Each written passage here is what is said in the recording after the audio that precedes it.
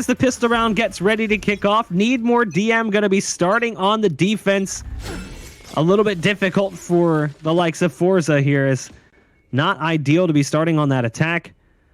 We do have BZT on the Raze, but you're not going to see the Raze come in from forZe. You're going to see the Phoenix Breach play. So again, talked about it, a little bit stale. We'll see if it works out a little bit better, though, for forZe here. Looks like there's a little bit of mid-control here from forZe, trying to get a look inside Postal, or the mailroom, but it's a wall that separates them and the opposition, and they'll start hacking away at it, trying to make their way through, which gives the defense some time to escape.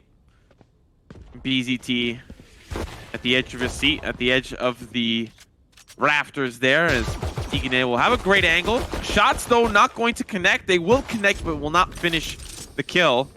And now having to back away down the ropes. It's a smoke there as well. They'll actually push in through the ramp, which was planned all along the entire time, but they'll survive. It's the defense that's set up with a molly, and they'll be smoked alive. Barcode finishing those last and final frags. And it's all up to the last and final player, Impala, for forZe. And like you said earlier on, it's important for them to win the attacker pistol, and it's not looking like that'll be the case this time around. Tigane is going to be looking at the damage he dealt that round. He's like, you got to be freaking kidding me. The Breach was on like 5 HP, did significant damage to the targets as they came up ramp as well. Even that last kill, almost his, just couldn't quite get it. So 2 assists in the pistol round for Tigane, who's going to go towards the SMG here, upgrading to the Spectre. We'll still see a little bit of pistol power brought into the round. Smart 7 on the Frenzy and the Ghost for Coffee. What's interesting is Smart 7 buying down to 1,300. That's going to significantly impact what he's able to do in the next round. So a bit of a gamble here coming in from the Sage. There's the early slow orb coming out. The wall is already prepped here for what could be a mid push. And you can see there's quite a bit of bodies building up in mid in general. Tigane just needs to time this one right. As soon as he spots the targets, oh, not even going to get a chance. What is that wall? A little bit interesting. Not exactly the ideal wall given the situation, but he's going to play around it anyway. Tigane is going to peek out and find 2 with the SMG. BZT is even there with the Frenzy of all things. They don't anticipate this target behind them. That allows Zeddy to get at least 2 kills, one with the jumping classic before finally being taken out. So the round ends up being a little bit more punishing than maybe it should have been, but it is need more DM who come away with the victory. You know, we talked about some of that agent selection for the side of forZe. It does seem like they're, like you touched on earlier on, sticking to the same book that they've had for most of the maps that they play. But an interesting adaptation for Foda, you know, usually we spam that soda for the Sova play, but he's rocking that Breach this time around, and quite frankly, there's no Sova at all for either team. And so I wonder, relying strictly on Cypher to get you the information that you need, I wonder how that might end up. We already see BZT losing the op out of play. Unfortunately, it's out of reach by the attack. Barcode on the opposite side does not have an angle in towards the garage, so they might be able to... Actually, they can't retrieve it without being spotted. And so now you're seeing the rotation come in from Tigane, trying to provide some support. But it's just 2 in the garage. They'll find 1. And there's still 1 more. It's the headshot for Barcode. The rest of the team, of course, they are piled in towards A. But that spike, why did they leave it all the way back in Ramen? They're probably scratching their head now as they have to frag out potentially to win the round. They are sending feelers back towards the spike. The Brim is running towards it. They don't realize that they don't have spike control. So Cypher, or Impala, as the Cypher, who's currently in ropes, has a chance to take out the Sage who's currently in mailroom, but goes back towards heaven. Right now, the big issue is these players are so far apart from one another, and there's still a member of the defense on the B site. Cypher is locking this position down. Right around the corner, he's got a target, and he's holding this line of sight. There's the Cyber Cage, and going to get a better position. The shots come through from the Cypher. That might peel Sage away, but pretty soon the Sage is going to hear this push coming, and now you see Impala moving back. Tigane just has to get the timing right onto the Cypher coming through from ropes, but Impala able to get the best of him. Running onto the site is Colion to get that spike secured. So it will fall down into a 2-on-2, but the Cypher has 8 HP. Very low on health right now is Impala. Yeah, he uses that camera to spot that there are 2 confirmed in heaven. A couple of early pre-fire shots from Kolyan, and they'll smell that someone's in the back of sight. They'll quickly take care of Impala, and now it's the buddy system to swing together, holding hands, making sure that they survive, and it's Barcode with 3 kills on the round. And, you know, we talked about side selection. Of course, it was FOTA that was the last man standing in the knife round, so it makes a whole lot of sense for nmDM to start on defense, really get a huge leg up. And considering the statistics and basing it off of the success here, nmDM are going to have a pretty good round, a pretty good half. I wonder if it'll be as good as the 10-2 on Bind. That's what we're going to have to wait and see. But considering how convincing Bind was, I wonder if the same convincingness will happen on Split. Here's the thing, too. Kolyan had a molly. So in that 1v2, Kolyan could have delayed that a lot longer instead of taking that aggressive peek and then hit that molly on the spike. You've heard a lot of players complaining about it. There is absolutely no way to counter it. You can't do anything about it. You just have to wait for the molly to fade. So he could have bought a lot of clock, and even if he had died, there's a possibility he could have bought enough clock to win the round. So a little bit disappointing there that in the 1v1, we don't see the molly come out from Kolyan to try and help clutch things out. Now the wall is going to be sent over towards a ramp. Crazy Deer putting a smoke down on the other side of that one as the opposing Brim dropped the smoke inside heaven as well. Molly's going to go down. BZT over in heaven right now with the op, going to spot one right around the corner in just a moment, as there are 2 targets currently funneling up mid. There's the flash coming in, but it's not going to be where it needs to be. Somehow that still flashes him. That was a little bit odd. The nade goes down. Nice shot from BZT. The follow-up isn't there, but look at the positioning from the Cypher. Getting up underneath the ropes over on the B site, but the Breach is alone, isolated, looking for someone, something to help him out. And what he's going to get is a gap in the defense. Zeddy, for a moment, had an opportunity to go back towards the A site, but the Breach realized, okay, hold on. He has stairs control, could go back towards A. So FOTA's just going to hold this line. And, you know, earlier on in that round, something that we missed was a heavy push towards A, and the defense were able to just really dismantle it. Looking at those X's on the mark, they're all in and around the ramp. Looks like an unsuccessful push towards Up in Heaven to gain control of the A site. One thing I've noticed with forZe is that they are quite split up in their attacks, and really there's no pun intended on the map name. It's just the fact that I wonder if they stacked up together, similar to how they found, you know, very little success stacking together as a defensive unit on Bind. Can they find that similar success? We're already seeing, you know, the team split up and go different directions. But hasn't really worked out quite well for them so far. That was, of course, another gun round for them. Looks like a pistol up and coming. So the Sheriffs, the Frenzies, and the Ghosts tell me that. But I think they need to stick a little bit more together. I mean, you forego control for the opposition to potentially push in if they're feeling confident. But at the end of the day, they might just respect you enough to give you that opportunity to 5-stack. BZT waiting for the peek to come through. Nice flick up. The headshot onto Coffee. Not necessary, but it doesn't matter as the shot delivers. BZT's got a couple of targets right around the corner. Get some support from Tigane, who comes through in the clutch, using that wall to sneak into the mailroom to deliver a package of death to the side of forZe. forZe now, it's just on 2. Smart 7, who's just got that lowly SMG, the Stinger, and his teammate was taken out over on the A site. At least Smart 7's going to find 1 kill on the round. I guess that's the silver lining, but the aggressive play from Barcode over on B main, given that there's nothing coming his direction, allows him to get the backstab. 5 straight rounds here for nmDM. Feels like a repeat of the last map. Okay, but let me pose a question to you, okay? We've got 5 rounds now. I think forZe are on a gun round here. If you are forZe, what do you do, or what small victories can you create with what you have? What do you think would be the success here for forZe on some of these attacking rounds? Let's put Split being a little defender-sided, put that aside, and let's talk about, and let's focus in on how forZe can actually, like, what is their win condition? Strong individual play. With the way that they're playing, that's basically it currently. We're going to need to see someone pick up the operator and do some damage. They need entries, and they finally get one. Coffee is going to find the first. There's a quick, almost double coming in from Foda. Phoenix very close to death. Goes ahead and pops the ult. That will result in a self-heal once the ult is completed, so it makes sense. Curveball around the corner, looking to clear out Heaven. Not going to spot anybody just yet. Does initially make contact, but as I say that, the ult ends. Run it back over. So it's retake territory now. Again, they needed the entries, and they actually managed to find them. It came down to just needing to perform on an individual level and also not needing to get onto an A site and leaving the spike across the map like we saw just a few rounds ago.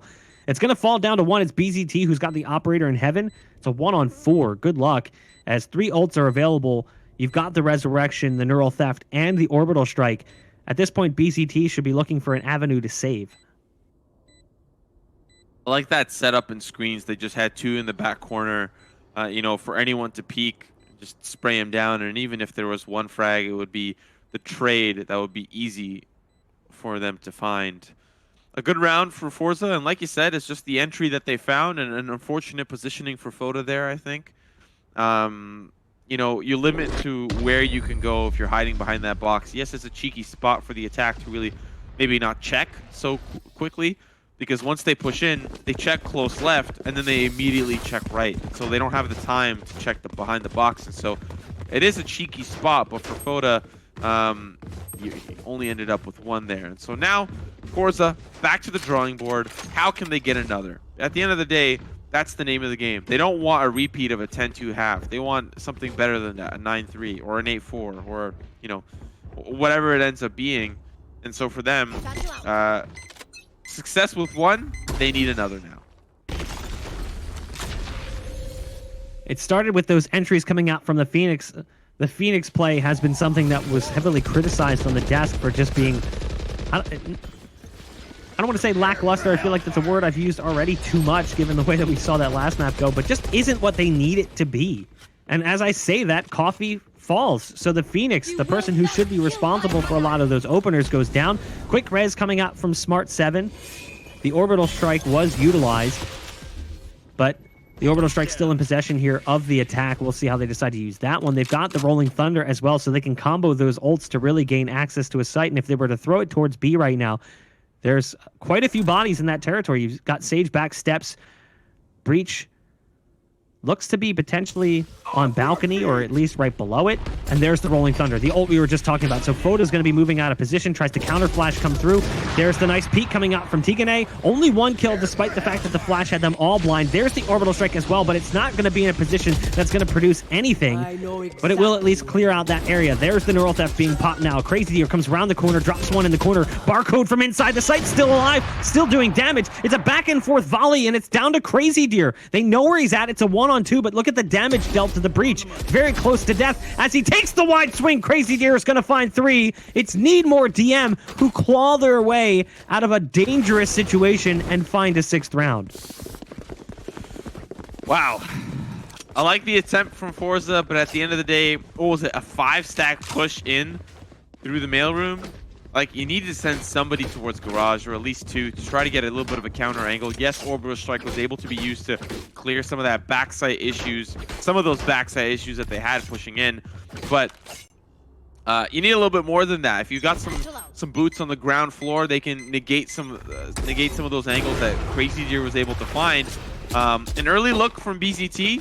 I don't actually know if that was a blast pack boost. I'm gonna assume it was, but it was. It's finally come to fruition for him. I feel like we saw it many a time yesterday, and I think it only worked once on Angel. But here's another one, and it's looking real good. When the defense is entry killing you when you're on attack, that's a problem. BZT goes for that satchel play, and it works out nicely. Crazy Deer around the corner, only able to get 1. The nade comes through and kind of cuts the push in half. That allows BZT to isolate Impala. And again, it's the numbers advantage for nmDM.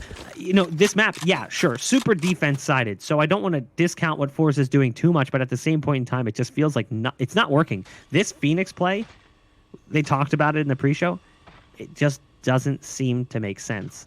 I would much rather see the Raze, maybe even an Omen in here. Omen's become a lot more popular on Split, especially with the Paranoia update not that long ago. But forZe need to find a solution in the long run and the short term. They need to figure out a solution so they don't lose this map, but they also need to figure out a solution for the long term, because this setup just isn't working. We saw it on the last map, and we were seeing it here. It just doesn't seem to connect for forZe. You were touching on some of that agent play. You know, Coffee did look a lot better on the Raze when it came to Ascent, but I wonder if it is like the question becomes for Coffee and even Zeddy, because he was playing the Omen as well. The question becomes, is it the map that gave you the confidence to play that agent well, or is it the map that gave you the confidence to play? And there's a big distinction there, you know. Tom really hit the nail on the head. We're saying Artist is not a great Sova. Artist is just a great player. And so I wonder if it's the map or the agent that really made Ascent doable here for forZe. And if it's the agent, then why haven't we seen it return, right? It's obviously you know how to play it. It's obviously you know how to put your best foot forward and find those picks or use the paranoia well. Like, Zeddy was falling back on Ascent, using the paranoia well, finding refrags, putting himself in a position that Omens really like to be in. So I think we can both agree that we're a little disappointed that we didn't see at least some adaptation. There's that opening pick yet again from BCT as the Raze. Usually Raze is using the nades. Oh, nice shot. Spots the shoulder of Kolyan. And that's 2 quick kills coming out here for the defense. Another impressive start. The clock's at 1:10 when both of those kills come through. So that's a little bit brutal right now for forZe, and they don't have the res. Cypher is even low on HP over towards A, and they're going to continue to hold this line back behind the wall in mid.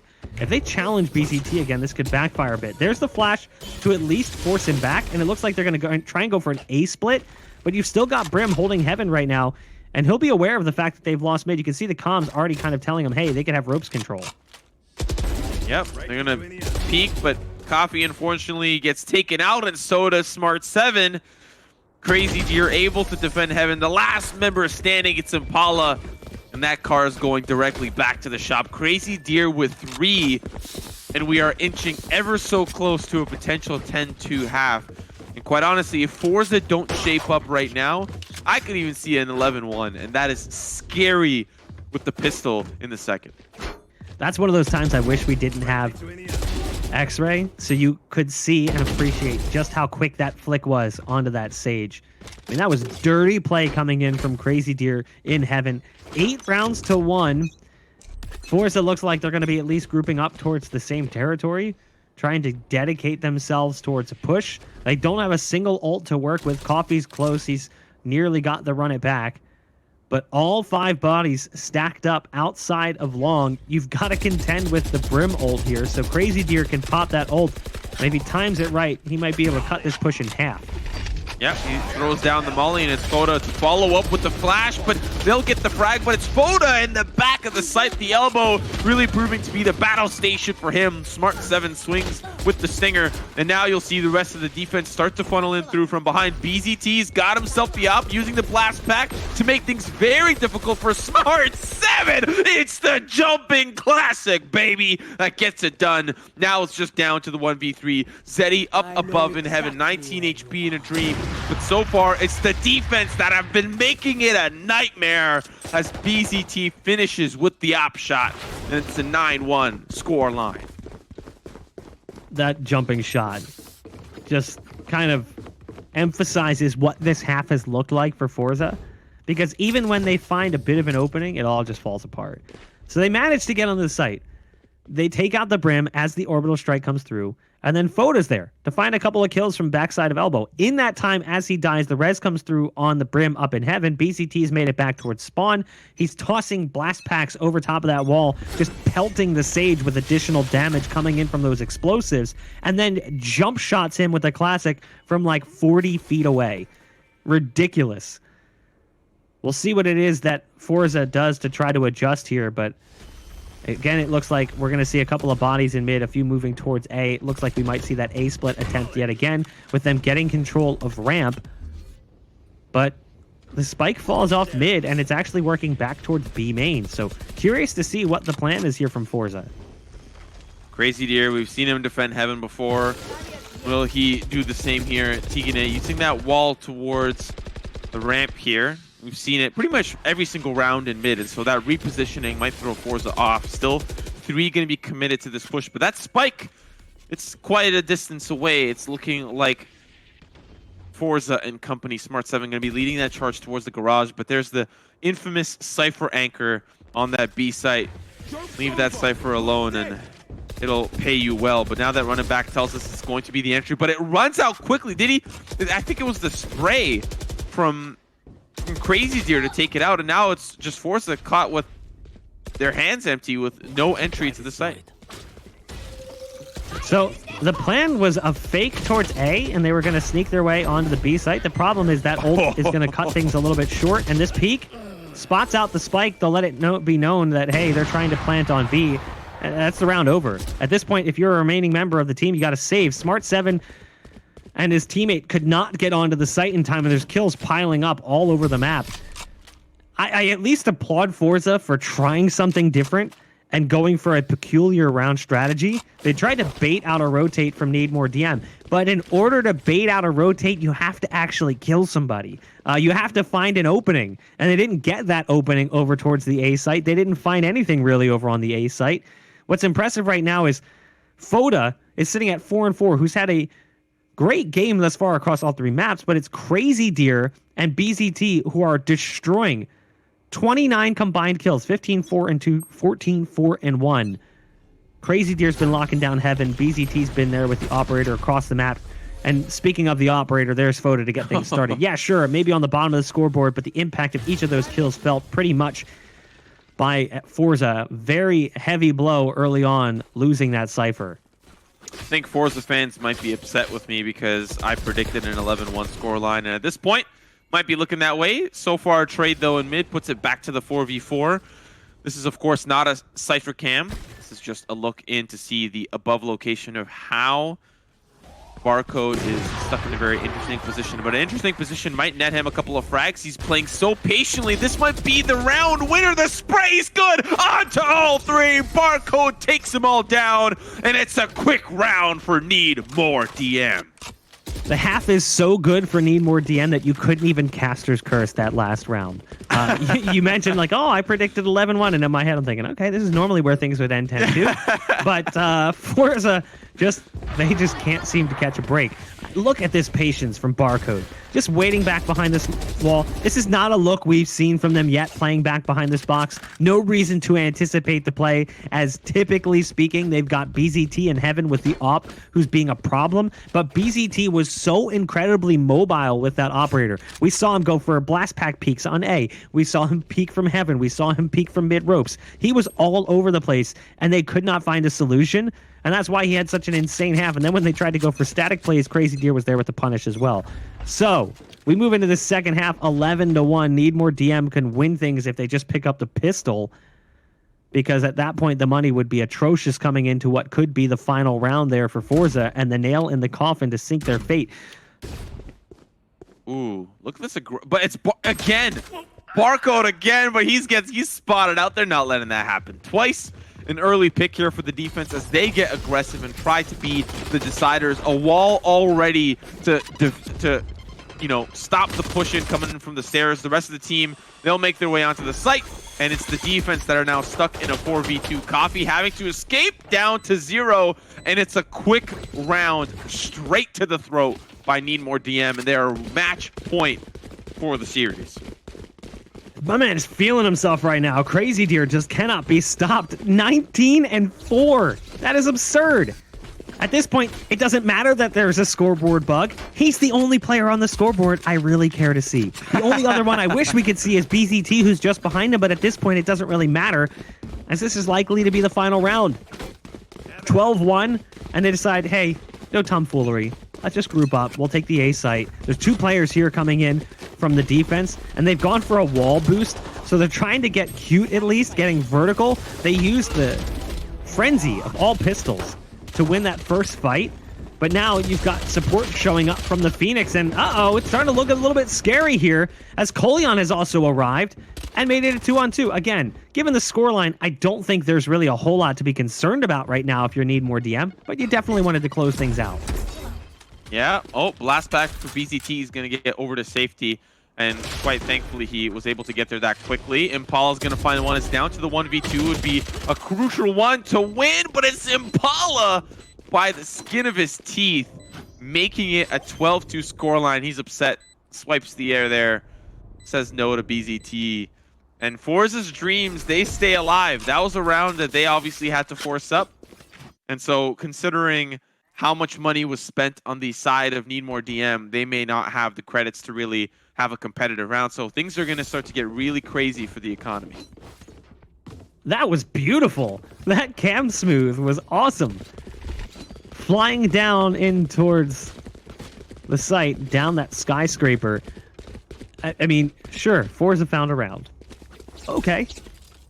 We'll see if they can do that again. You're going to see the force up from nmDM because they understand that that came down to one person, and the money isn't going to be fantastic because it was also a force up on the other side. Smart7 here with the Bulldog spraying from heaven. Zeddy gets the opener, Barcode with a quick response. Smart7 trying to slow down the push by putting that slow orb on site, but they're going to have full site control, and they're going to go ahead and secure the plant. It's going to be a 4-on-4 post plant with like 1:20 seconds left, which is kind of crazy that they got onto the site that fast. Illustrates how easily they've been able to get past this defense at times. There's the Bulldog from BZT. No. It's a quick punish as both players get caught off guard.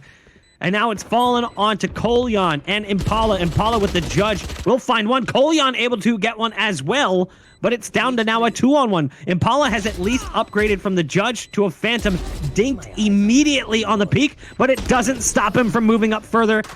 But the damage is just too great. 13-2. nmDM crush forZe in the last two maps. Yeah, and quite honestly, I'm pretty sure the Hungarian fans are going absolutely bonkers right now, but rightfully so. I think this team deserves to be in contention of a semifinals.